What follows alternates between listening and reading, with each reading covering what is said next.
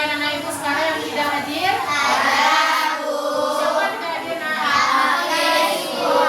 Kemarin dia juga bilang sama ibu ya, karena hari ini dia tidak bisa mengikuti pembelajaran bersama kita karena dia akan berobat ya ke rumah sakit umum. Kemarin kan dia mengalami kecelakaan, jadi dia melakukan pengobatan untuk kepalanya yang sedang sakit. Nah, karena kita pada hari ini hanya kurang satu orang teman kita, tapi ibu harapkan anak-anak ibu tidak berkurang semangatnya dan tetap semangat untuk belajar. Seperti biasanya, alangkah baiknya sebelum mulai pembelajaran kita memulai atau membuka pelajaran dengan membaca doa agar pembelajaran kita diberkahi oleh Allah Subhanahu wa Ta'ala. Pada ketua kelas silakan untuk memimpin doa. Siap, gerak. Hormat, gerak. Tegap, gerak.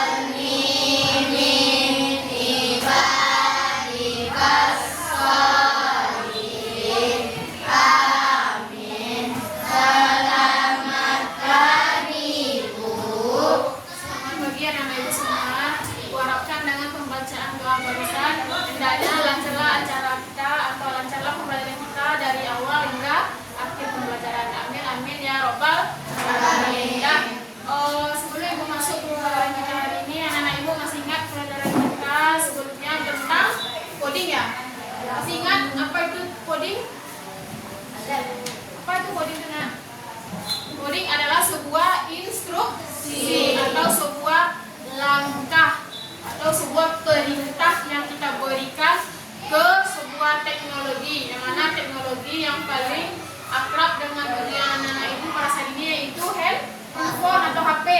Jadi kebanyakan anak-anak ibu sudah memiliki HP di rumah ya, baik itu HP pribadi ataupun HP orang tua. Nah, coding itu gunanya untuk memberikan sebuah perintah untuk menyelesaikan suatu masalah. Seperti yang kemarin dicontohkan, ketika kita menyelesaikan suatu permainan di game, maka ada langkah-langkah yang kita kerjakan atau suatu masalah yang kita selesaikan, sepertinya bagaimana cara kita melewati rintangan, bagaimana cara kita menemukan sebuah harta karun. Kita harus menyusun strategi yang cepat dan tepat untuk menyelesaikan masalah yang kita hadapi. Nah, berlanjut dari sana, pada materi kita pada hari ini masih tentang instruksi, tapi lebih mendalam lagi, yaitu tentang KA. KA atau kepanjangan dari kecerdasan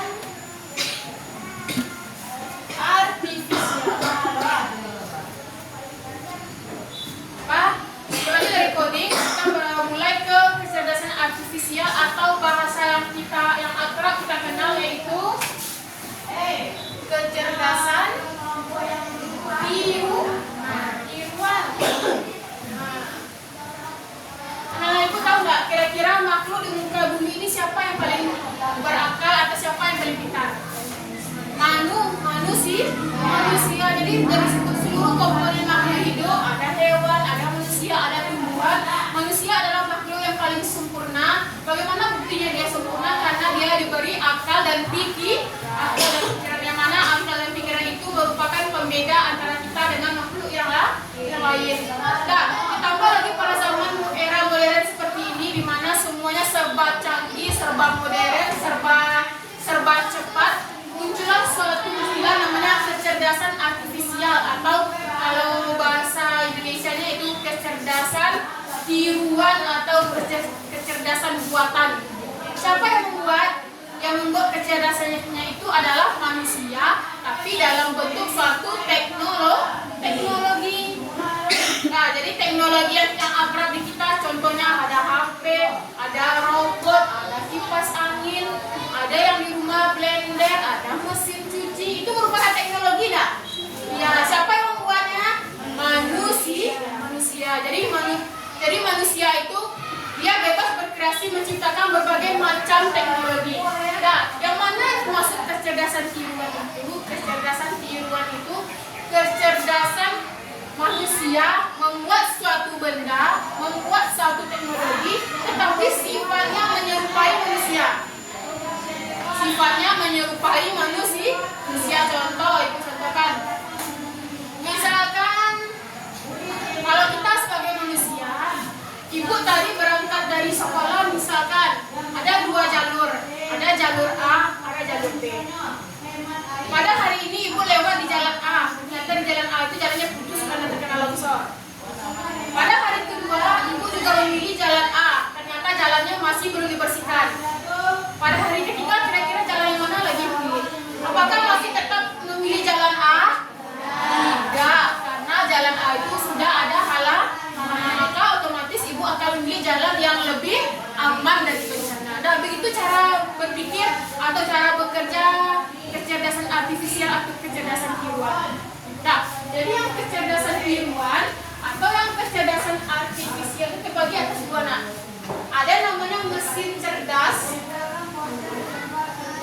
ada namanya mesin non cerdas. Kalau cerdas itu apa artinya?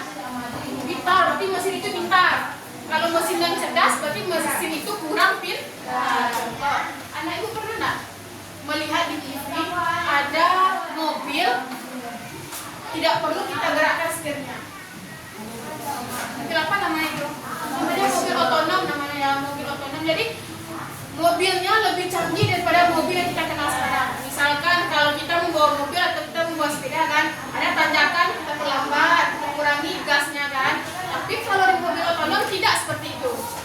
Kerjaan si yang pembawa mobil hanya duduk santai di atas mobil. Kalau ada tanjakan maka mobilnya akan melambatkan sendiri. Kalau ada lubang maka dia akan menghindari sendiri. Tapi kalau mobil yang kita kenal biasa, dia akan, contoh kalau di tengah jalan ada lubang, kalau mobil yang kita pakai bagaimana? Pasti dia terabas, kecuali kalau kita belokkan kan. Tapi kalau mobil otonom dia dengan sendirinya mengelak karena ada sensor di dalam mobilnya. Misalkan kalau ada kemacetan dia akan berhenti sendiri tanpa diberi instruksi. Tapi kalau mobil yang kita pakai sehari-hari, kalau ada keramaian maka kita rem terlebih dahulu kan, maka kita yang mengerem pribadi. Tapi kalau untuk mobil otonom, dia melakukan pengereman sendirinya karena dia bisa melihat bagaimana keadaan sekeliling. Jadi ada mesin non cerdas, ada mesin cerdas. Contoh, ada mesin cuci. Kalau mesin cuci di rumah anak-anak ibu, misalkan kita masukkan baju putih, kita masukkan baju merah, kita masukkan baju hitam. Kira-kira ketika mesin cucinya kita hidupkan, apakah semuanya bercampur? Nah, terkadang baju putihnya terkena warna dari baju warna merah. Merugikan apa tidak? Merugikan, maka luntur. Baju kita yang putih bersih itu menjadi luntur itu karena mesin cuci termasuk ke mesin cerdas atau tidak cerdas? Non cerdas, karena dia tidak bisa mengambil keputusan. Tapi kalau zaman sekarang ada namanya mesin cuci otomatis. Contoh, anak ibu misalkan masukkan baju warna merah, baju putih, baju orange, baju warna hijau. Ketika semuanya masuk ke dalam mesin cuci yang cerdasnya, dia akan melempar sendiri baju warna putihnya keluar. Kira-kira kenapa dia lempar? Takut terkena lumpur. Jadi meskipun tidak kita ambil sendiri bajunya di dalam mesin cuci, maka si mesin cerdas ini dia akan menseleksi sendiri. Oh, ini bajunya luntur. Kalau bajunya luntur, dia akan lempar keluar. Tapi kalau bajunya tidak luntur, maka akan dia cuci secara bersama. Jadi mesin non cerdas itu dia lebih bisa menyelesaikan masalah tanpa apa-apa dari kita. Di sini paham? Nah, ibu perhatikan video berikut. Ini contoh mesin cerdas dan mesin tidak cerdas. Kelas 5, siap bertemu dengan teknologi super canggih yang bisa berpikir seperti kita. Kita akan membahas kecerdasan artifisial atau disingkat KA. Kedengarannya keren ya. Bayangkan robot mainanmu tidak hanya bergerak, tapi juga bisa belajar dan mengambil keputusan sendiri. Nah, itulah dia kecerdasan artifisial. Teknologi cerdas yang ditanamkan pada komputer. Hebat. KA adalah program komputer yang meniru kemampuan berpikir cerdas yang dimiliki manusia loh. Seperti apa contohnya? Apakah itu seperti saat kita memilih makanan di kantin sekolah? Ya. Contoh mudahnya adalah saat kamu menonton YouTube di rumah, sering kan lihat video kucing? Tentu saja, setelah itu YouTube merekomendasikan video kucing lainnya. Itu sistem KA ya? Tepat sekali. Sistem KA sedang belajar dari kebiasaanmu menonton video. Pintar kan? Wow. Jadi, apa saja ciri-ciri utama yang membuat mesin KA berbeda dari alat elektronik biasa? Ciri pertama, KA belajar dari data. Seperti murid yang rajin belajar setiap hari. Data itu adalah informasi yang sangat banyak. Dan semakin banyak datanya, semakin pintarlah KA. Ingat Google Translate? Awalnya penerjemahan mungkin aneh, tapi sekarang sudah lebih akurat. Itu karena Google Translate terus belajar dari semua teks dan bahasa di seluruh dunia. Wow! Semakin banyak informasi yang diserapnya, semakin tajam dan pintar kemampuan belajarnya, teman-teman. Jadi, KA itu seperti seorang detektif hebat yang selalu mengumpulkan banyak sekali petunjuk data. Betul sekali. Setelah ini, kita akan lihat ciri khas yang kedua, yaitu beradaptasi dan memperbaiki diri. KA bisa berubah dan menyesuaikan diri berdasarkan pengalaman yang didapat, persis seperti kita. Jika awalnya ada kesalahan, KA akan belajar dari kesalahan itu dan langsung memperbaikinya. Contohnya Google Maps. Mungkin awalnya salah prediksi waktu perjalanan, tetapi ini akan membaik. Setelah banyak mobil melewati jalan yang sama, KA tahu rute mana yang paling baik dan cepat. Ini menunjukkan bahwa KA tidak pernah berhenti belajar dari pengalaman yang ia temui.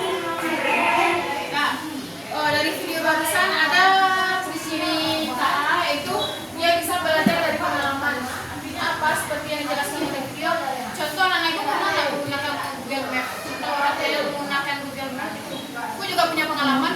Dulu sewaktu ibu pergi ke suatu tempat yang bersangka, karena pada saat itu Google Map itu belum lumrah digunakan. Ibu misalkan pergi ke suatu istana Paguyuban ya, tetapi karena Google Map-nya belum akurat, ibu diarahkan ke arah Sawangan atau ke arah hutan.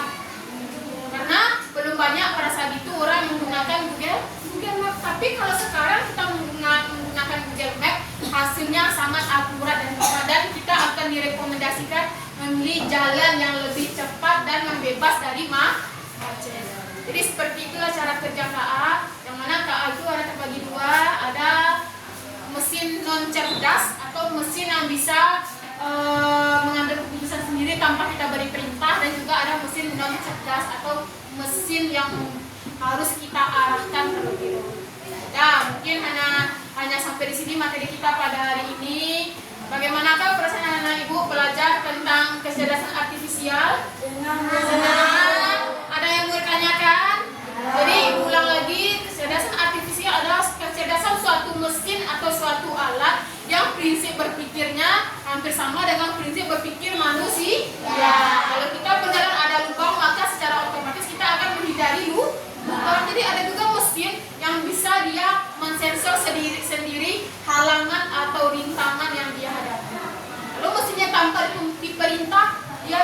menyelamatkan dirinya sendiri atau menyelamatkan mesin itu sendiri, maka dia termasuk ke mesin non cerdas. Tapi kalau dia hanya mengikuti perintah, contohnya kipas angin. Kalau kipas angin ini kalau kita masukkan jari kita ke sini, kira-kira apakah dia berhenti sendiri?